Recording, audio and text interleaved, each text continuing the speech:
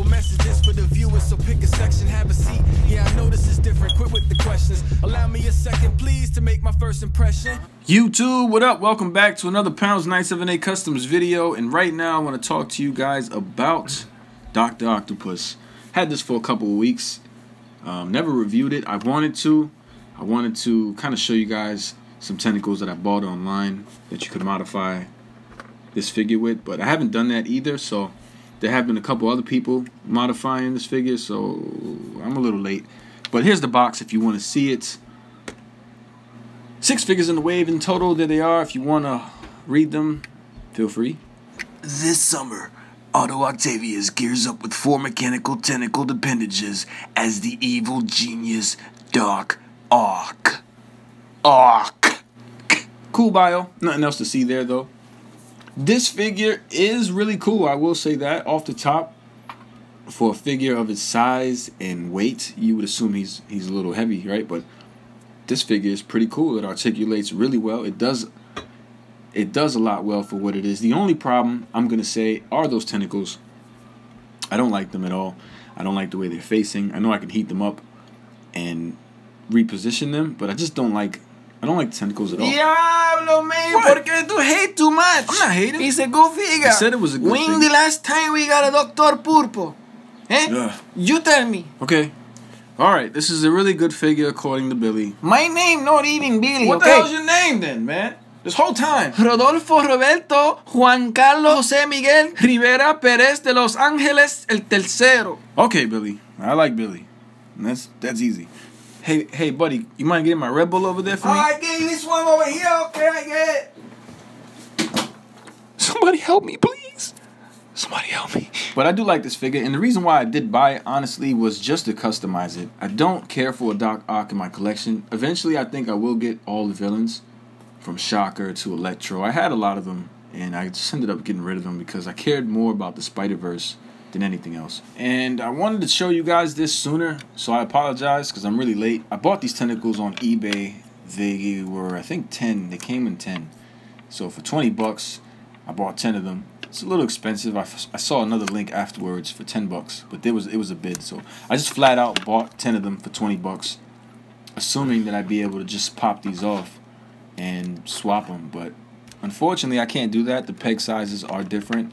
And so in order to pop in these black legs, I'd have to modify them a bit. But they are bendy and they are cool. They beat these things right here. These do not bend at all.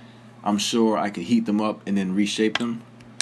The best thing going for them are the color and this little claw thing at the peg. It does spin, but it's not going to give you much. So, I mean, I like the design. In the look of it, it has like this blue steel metallic look to it. And these tentacles are a lot skinnier, so I don't really like these either. I'm not gonna lie to you. You see the peg sizes are completely different. This black one is a lot thicker, so you'd have to really sand that down in order for it to fit. It's not cool that you just can't pop it in. I thought I'd be able to do that, but of course not. Not a big deal. I may just modify them just to see how they look, and then never use them because, again, this figure I'm going to use for custom. If you want to know who, this guy is going to be an Earth X Spider-Man and going straight to my collection. But look at these flimsy ass claws. They're super flimsy. They'll hold something, but not like, they're not going to hold the figure up or anything like that. I think the legs are sturdy, but just these legs right here, the bendy, they are sturdy. They're thin. But I think if you have 4 of them connected, you probably could hold the figure up. I don't want to tell you yes or no yet until I try it myself. So ignore all of that and pretty much take a look at this amazing looking figure here. Dr. Octopus, leader of the Sinister Six. Articulation, his head does go up. The head sculpt is a little funny, so it doesn't allow it to go all the way up, but it does go up and down. Left and right. The glasses, they're not removable, but they did paint the eyes. So that's pretty cool. You can take them off if you forcibly remove them.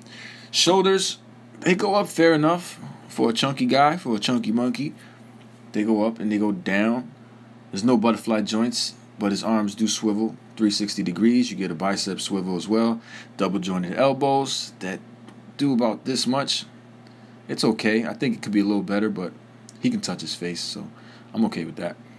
No wrist hinge. Well, there is a wrist hinge, but not at that glove, just at the wrist and the swivel.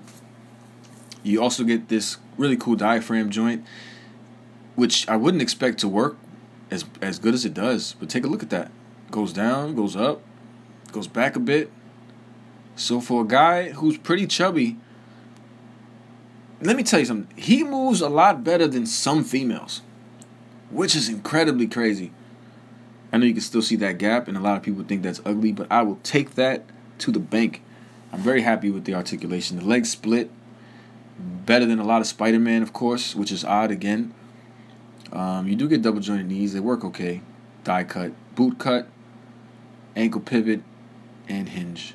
So articulation is pretty standard, but it's really good for a guy who's chubby. I know I keep saying that, but I just wouldn't expect him to move this much. I wouldn't expect him to be able to do a split, and I wouldn't expect him to crunch over so much. And I'm happy they did that. I just don't understand how he's more articulate than some females and some Spider-Man legends. It blows my mind. As far as deco and paint, nothing extravagant, just some generic green and yellow, no shading. One little paint splotch at the yellow on the chest where it meets the green, but I've seen a lot of people have that same problem with their Dr. Octopus. Overall, I do like this figure. I've only seen one in the wild. If I see another one, I will buy it. But if you guys like this video, feel free to thumbs up. Let me know what you think about Dr. Octopus, and I'll see you in the next review. Don't forget to tell them they have to subscribe. But if you choose to subscribe, you the man. Yes, you. Everyone below in the comments, yes, you too. Thank you very much for showing me love. Who knew? It's ironic how we think out the box for you two, right?